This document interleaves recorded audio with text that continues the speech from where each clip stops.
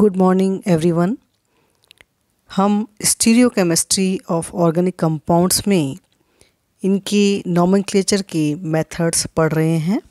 पिछले लेक्चर्स में हमने नोमेनक्लेचर का डीएल नोमेनक्लेचर और आरएस नोमेनक्लेचर किस तरह से किया जाता है ऑप्टिकली एक्टिव आइसोमर्स का वो समझा था और बहुत सारे एग्जाम्पल्स भी डिस्कस किए थे।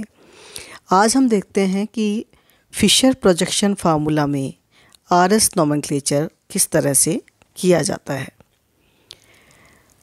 जब हमें 3 डायमेंशनल पिक्चर मिलती है किसी मॉलिक्यूल की, तो जो हमने पहले सीक्वेंस रूल पढ़ा था वो बहुत ही स्ट्रेट फॉरवर्ड होता है और इसलिए आरएस नोमेनक्लेचर जो है उसका असाइनमेंट बहुत ही सिंपल होता है। लेकिन बहुत से मॉलिक्यूल्स जो हैं वो फिशर प्रोजेक्शन फार्मूला के द्वारा लिखे जाते हैं। उन मॉलिक्यूल्स में फिशर प्रोजेक्शन फार्मूला यानी कि आरएस और आरएस नोमेनक्लेचर देना जो है थोड़ा सा कठिन होता है। इस केस में कॉन्फ़िगरेशन जो है उससे हम किस तरह से डिसाइड करें, उसके 2 मेथड्स हैं। पहले मेथड में हम देखते हैं कि सबसे पहले जो भी ग्रुप्स अटैच्ड है कार्बन से उन्हें उनके प्रायोरिटी ऑर्डर में, जैसा कि 1 2 3 4 जैसा कि हमने पिछले टर्न पे देखा था, उस ऑर्डर में रखा जाता है। इसके बाद जो है फिशर प्रोजेक्शन फार्मूला को इस तरह से लिखा जाता है कि जो सबसे कम प्रायोरिटी वाला ग्रुप है यानी कि नंबर 4 वाला जो ग्रुप है वो या तो टॉप पे रहे या फिर बॉटम पे रहे वर्टिकल लाइन के। और अगर ऐसा नहीं है तो हम इसे 2 पेयर्स ऑफ सब्स्टिट्यूएंट को आपस में एक्सचेंज करके कर सकते हैं।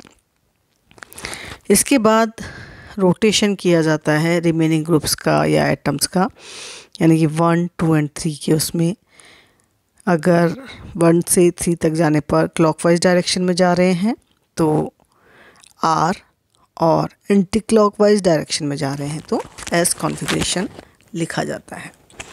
अब हम इसके कुछ एग्जांपल्स लेते हैं। सबसे पहले ग्लिसरैल्डिहाइड में देखते हैं हम किस तरह से होता है। यहाँ ये इसका फिशर प्रोजेक्शन फार्मूला है ग्लिसरैल्डिहाइड का। कार्बन से CHO CH2OH ग्रुप और हॉरिजॉन्टल लाइन पर OH एंड H है। सबसे पहले हम इन्हें प्रायोरिटी ऑर्डर में जमाते हैं। हम ये देख रहे हैं कि जो प्रायोरिटी ऑर्डर का ग्रुप है, जो कि लीस्ट प्रायोरिटी वाला ग्रुप है 4, दैट इज़ हाइड्रोजन, वो जो है वो हॉरिजॉन्टल लाइन पे है। तो जैसा कि मैंने आपको बताया था कि उसके लिए हम क्या करते हैं, जो लीस्ट प्रायोरिटी वाला ग्रुप होता है उससे वर्टिकल लाइन में टॉप या बॉटम पे रखते हैं, और ये नहीं है तो हम 2 एक्सचेंज करते हैं। तो सबसे पहले इनका प्रायोरिटी ऑर्डर देखते हैं। OH ग्रुप को हम देखते हैं, देते हैं प्रायोरिटी 1। ऑक्सीजन यहाँ पर जुड़ा हुआ है तो यहाँ हो जाएगा नंबर 1। सेकंड नंबर पर प्रायोरिटी ऑर्डर में आ रहा है CHO ग्रुप, थर्ड पर CH2OH एंड फोर्थ पर हाइड्रोजन। इसके लिए हम सबसे पहला एक्सचेंज कर सकते हैं, किन्हीं भी 2 ग्रुप्स को हम आपस में एक्सचेंज कर सकते हैं। तो यहाँ हमने एक्सचेंज किया है OH और H को। OH जो है वो राइट हैंड साइड में आ गया, H लेफ्ट हैंड साइड में। नेक्स्ट एक्सचेंज, सेकंड एक्सचेंज किया हमने H और CH2OH ग्रुप के लिए, जिससे कि हाइड्रोजन है वो सबसे नीचे आ जाएगा। अब प्रायोरिटी ऑर्डर में 1 से 3 तक जाने में 1 2 एंड 3 एंटी क्लॉकवाइज डायरेक्शन में हमें जाना हो रहा है, इसलिए इस कंपाउंड का जो कॉन्फ़िगरेशन है दैट इज़ एस कॉन्फ़िगरेशन। इसी तरह से हम एक और एग्जांपल ले रहे हैं लैक्टिक एसिड का। लैक्टिक एसिड का फिशर प्रोजेक्शन फार्मूला में इस तरह से लिखा जा सकता है। ये जो आइसोमर है इसमें H एंड OH जो है, H लेफ्ट हैंड साइड में है, OH राइट हैंड साइड में है। सबसे पहले इन्हें हम प्रायोरिटी ऑर्डर देते हैं। तो OH ग्रुप को देते हैं हम नंबर 1, COH ग्रुप को देते हैं नंबर 2, CH3 ग्रुप को नंबर 3 और हाइड्रोजन को देते हैं हम नंबर 4। अब यहाँ हम देख रहे हैं कि हाइड्रोजन जो लीस्ट प्रायोरिटी वाला ग्रुप है वो हॉरिजॉन्टल लाइन के लेफ़्ट हैंड साइड में है। और फिशर प्रोजेक्शन फार्मूला में जैसा कि मैंने बताया था, नोमेनक्लेचर करते समय हम हाइड्रोजन को या लीस्ट प्रायोरिटी ग्रुप को सबसे बॉटम या टॉप में लेते हैं वर्टिकल लाइन के। तो इसके लिए हम दो इंटरचेंज कर सकते हैं। तो फर्स्ट एक्सचेंज में हमने देखते हैं। पहला एक्सचेंज करते हैं हम H और OH के बीच में, जिससे कि हाइड्रोजन आ गया राइट हैंड साइड और OH लेफ़्ट हैंड साइड। दूसरा एक्सचेंज करते हैं हम H और COH के बीच में, सेकेंड एक्सचेंज हम कर रहे हैं, जिससे कि अब ये हो गया इसकी हाइड्रोजन जो है वो जो लीस्ट प्रायोरिटी वाला ग्रुप है वो टॉप पर आ गया। अब हम नंबरिंग देखते हैं 1, 2 एंड 3। 1 से 3 तक जाने में हमें क्लॉकवाइज डायरेक्शन में जाना हो रहा है। इसका मतलब इस कंपाउंड का जो कॉन्फ़िगरेशन है दैट इज़ R कॉन्फ़िगरेशन। इसका दूसरा आइसोमर हम ले रहे हैं, लैक्टिक एसिड का ही दूसरा आइसोमर, जिसमें OH लेफ़्ट हैंड साइड में था और H जो है वो राइट हैंड साइड में है। हाइड्रोजन को टॉप या बॉटम पे लाने के लिए दो इंटरचेंज वही हम करेंगे। सबसे पहले प्रायोरिटी ऑर्डर में हमने इसे लिख लिया है, number 1 OH group, 2 COH group, 3 CH3 group और 4 इज़ हाइड्रोजन। पहला एक्सचेंज हम करते हैं यहाँ पर। फर्स्ट एक्सचेंज में क्या होगा, फर्स्ट एक्सचेंज में OH ग्रुप को हमने यहाँ पर हाइड्रोजन और OH को एक्सचेंज किया है, और जिससे कि हाइड्रोजन जो है वो लेफ़्ट हैंड साइड में आ गया। नेक्स्ट एक्सचेंज किया हमने H और CH3 के बीच में, और अब सेकंड एक्सचेंज हम करते हैं जिससे कि हाइड्रोजन नीचे आ जाए। अब हम देखते हैं प्रायोरिटी ऑर्डर के अकॉर्डिंग 1 से 3 तक जाने पर 1, 2 एंड 3 एंटी क्लॉकवाइज डायरेक्शन में हम जा रहे हैं। सो कॉन्फ़िगरेशन इज S। इसका एक और तरीका है इसके नोमेनक्लेचर का फिशर प्रोजेक्शन फार्मूला में।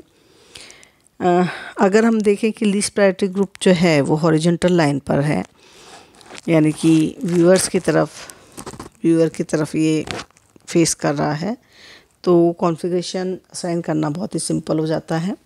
सबसे पहले कॉन्फ़िगरेशन हम असाइन करते हैं RS नोमेनक्लेचर रूल के अकॉर्डिंग, और उसके बाद जो भी कॉन्फ़िगरेशन आ रहा है that is a fictitious configuration, और इसका जो एक्चुअल कॉन्फ़िगरेशन है वो इसका जस्ट अपोजिट होता है।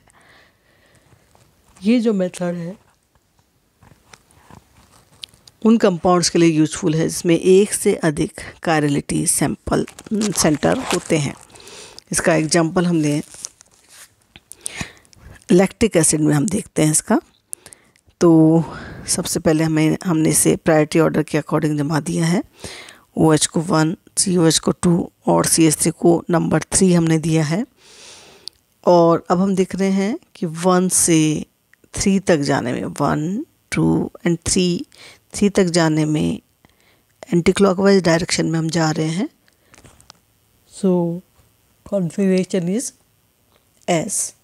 तो जो S कॉन्फ़िगरेशन आ रहा है दैट इज़ फिक्टिशियस कॉन्फ़िगरेशन, और एक्चुअल कॉन्फ़िगरेशन जो है इसका जस्ट अपोजिट हो जाता है। तो इस कंपाउंड का जो एक्चुअल कॉन्फ़िगरेशन है दैट इज़ R। इसका दूसरा आइसोमर हम ले रहे हैं। इस आइसोमर में वही नंबरिंग करने के बाद 1 से 3 तक जाने पर हमें क्लॉकवाइज डायरेक्शन में जाना पड़ रहा है।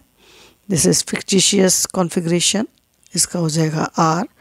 तो एक्चुअल कॉन्फ़िगरेशन जो है वो इस कंपाउंड का दैट विल बी S। अब हम कंपाउंड ले रहे हैं जिसमें कि 2 कायरल सेंटर हैं। This is 3-bromo-2-butanol। 3-bromo-2-butanol में हम देख रहे हैं कि 2 कायरल सेंटर्स हैं यहाँ पर। तो सबसे पहले इन्हें हम प्रायोरिटी ऑर्डर के अकॉर्डिंग जमा रहे हैं। यहाँ पर नंबर 1 है this OH group, oxygen attach है, नंबर 1 दिया है इसे हमने, और इस कार्बन से ये पूरा ग्रुप अटैच है। यहाँ कार्बन है नंबर 2 एंड 3। ठीक है, तो नंबर 1, 2 एंड 3, 1, 2 एंड 3 तक से रोटेट होने में हमें एंटी क्लॉकवाइज डायरेक्शन में जाना पड़ रहा है। तो अगर हम इसकी नंबरिंग करें, दिस इज़ 1, 2, 3 एंड 4, तो 1, 2, 3 एंड 4। तो सेकंड नंबर वाला जो कार्बन है उसमें 1 से 3 तक जाने में 1, 2, 3 एंटी क्लॉकवाइज डायरेक्शन में जा रहे हैं। This is fictitious that is 2S। इसी तरह से थर्ड नंबर वाला जो कार्बन है, थर्ड नंबर वाले कार्बन में हम क्या देख रहे हैं, कि प्रायोरिटी ऑर्डर इज़ ब्रोमीन को हमने नंबर 1 दिया है, सेकंड हमने इस ग्रुप को नंबर 2, थर्ड नंबर दिया है CH3 ग्रुप को। तो 1 2 3 जाने में 1 2 3 हम जा रहे हैं 1 से 1, दैट इज देन 2 एंड 3। तो क्लॉकवाइज डायरेक्शन में हम जा रहे हैं। तो ये इसका फिक्टिशियस जो है वो कॉन्फ़िगरेशन है, और एक्चुअल कॉन्फ़िगरेशन जो है इसका जस्ट अपोजिट हो जाता है, that is 2R and 3R। इसी तरह से हम इसके दूसरे आइसोमर में भी देख सकते हैं। यहाँ पर नंबर 1 OH ग्रुप को, नंबर 2 ये पूरा group 2, and this is CH3 group को 3। तो 1 से 3 तक जाने में क्लॉकवाइज डायरेक्शन हम जा रहे हैं, that is it is R configuration, और एक्चुअल जो है इसका हो जाएगा अपोजिट 2S कॉन्फ़िगरेशन। ठीक है, इस तरह से हम इनके आइसोमर्स डिसाइड कर सकते हैं। कुछ और एग्जांपल हम लेते हैं। दिस इज़ 2,3 डाइक्लोरोपेंटेन, 2 नंबरिंग करेंगे हम इसकी 1 2 2 3 डाइक्लोरो, 5 कार्बन हैं तो पेंटेन। सबसे पहले इस वाले कार्बन पे देखते हैं हम, 2 कार्बन पे नंबरिंग करते हैं हम नंबर 1 क्लोरीन को, second is this group and third is CH3 group. तो 1 से 3 तक आने में हम क्लॉकवाइज डायरेक्शन में आ रहे हैं। इसका मतलब क्या है, इसका फिक्टिशियस कॉन्फ़िगरेशन तो है 2R, और एक्चुअल हो जाएगा इसका just opposite, that is 2S। इसी तरह से अगर 3 नंबर वाले कार्बन के लिए हम देखें, इसके लिए तो नंबरिंग करें, this is 1, this is 2 and this is 3। तो 1 से 3 तक जाने में क्लॉकवाइज डायरेक्शन में हम जा रहे हैं, that is 3R। This is fictitious configuration, और इसका अपोजिट हो जाएगा 3S। इसी तरह से इसके दूसरे आइसोमर में भी हम देख सकते हैं। एक मोस्ट कॉमन एग्जांपल लेते हैं हम टार्टरिक एसिड का, जिसमें कि 2 कायरल सेंटर्स प्रेजेंट हैं। इसके 3 आइसोमर्स होते हैं, एक डेक्स्ट्रो रोटेटरी, दूसरा लिवो रोटेटरी, और तीसरा मेसो आइसोमर्स। तो सबसे पहले हम इसकी नंबरिंग करते हैं कंपाउंड की नंबरिंग करने के लिए दिस इज़ दोनों जगह COH ग्रुप है, सेम ग्रुप्स हैं, कहीं से भी नंबरिंग हो सकती है इसकी। हम ले रहे हैं इसे 1 2 3 एंड 4, इस तरह से ले रहे हैं। तो सेकंड वाले कार्बन पे सबसे पहले हम देखते हैं, नंबरिंग करेंगे OH ग्रुप को नंबर 1, COH इज 2, ये पूरा ग्रुप जो है वो नंबर 3, और हाइड्रोजन नंबर 4। तो 1 2 3 1 से 3 तक जाने में हम 1 2 एंड 3, 1 से 3 तक जाने में हम क्लॉकवाइज डायरेक्शन में जा रहे हैं। तो इसका फिक्टिशियस जो कॉन्फ़िगरेशन होगा that is 2R।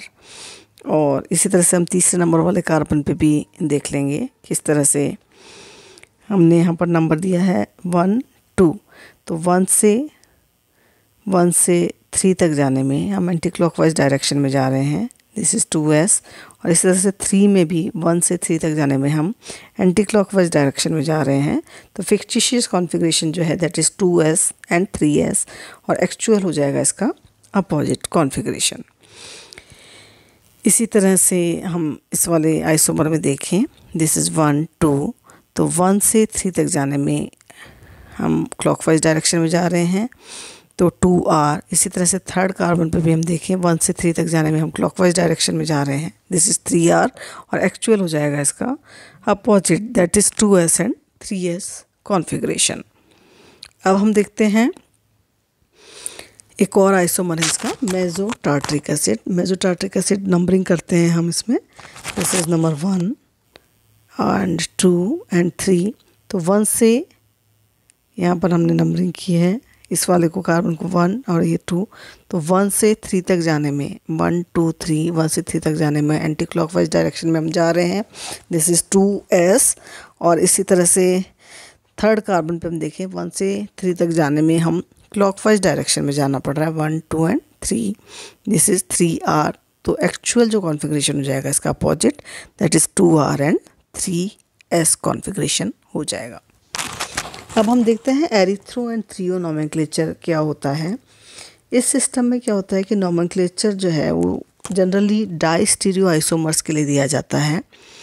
Die stereo isomers वे हैं जिसमें कि एक से अधिक कायरल सेंटर हो और इनके नाम जो हैं वो दिए जाते हैं 4 कार्बन वाली शुगर, जैसे एरिथ्रोस, 4 कार्बन वाली शुगर को हम एरिथ्रोस एंड थ्रियोस कहते हैं जनरली। तो जैसा कि मैंने बताया कि ये उन कंपाउंड्स के लिए ज़्यादा एप्लीकेबल हैं जिसमें 2 कायरल सेंटर हैं और दोनों कायरल सेंटर्स में एटलीस्ट एक ग्रुप जो है वो आइडेंटिकल है, सेम है।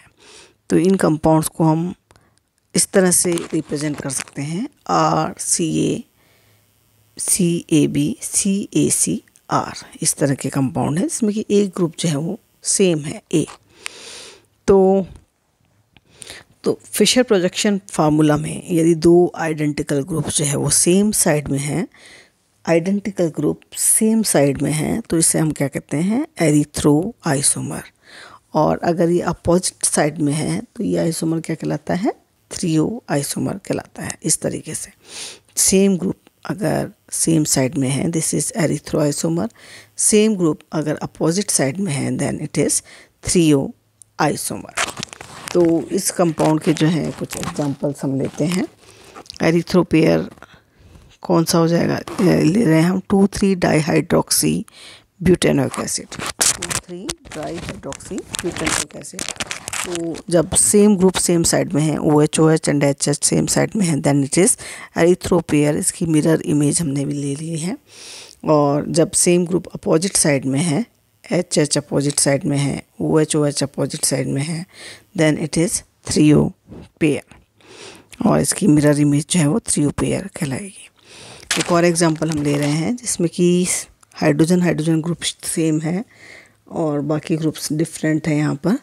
तो जब HH सेम साइड में है तो इसकी जो मिरर इमेज है वो इस तरह से बनेगी, ये पेयर कहलाएगा एरिथ्रो पेयर। और HH जब अपोजिट साइड में है then it is a threo pair. एक और एग्जांपल हम ले रहे हैं थ्रियोनिन, जिसमें कि HH सेम साइड में है और आइडेंटिकल ग्रुप है। तो इसकी जो मिरर इमेज है ये दोनों आइसोमर कहलाएंगे एरिथ्रो पेयर। जब H और H अपोजिट डायरेक्शन में है तो इनकी जो मिरर इमेज बनेगी दैट इज़ थ्रियो पेयर। तो ये एक नोमेनक्लेचर के तरीके हैं इनके, जो कि बहुत इम्पोर्टेंट हैं और बहुत इंटरेस्टिंग भी हैं। आप आगे इन्हें देख सकते हैं। नेक्स्ट टर्न पे हम लेंगे कुछ terms, that is inversion, retention and racemisation of configuration. थोड़ा सा इसे आप देख कर आइए। Thank you.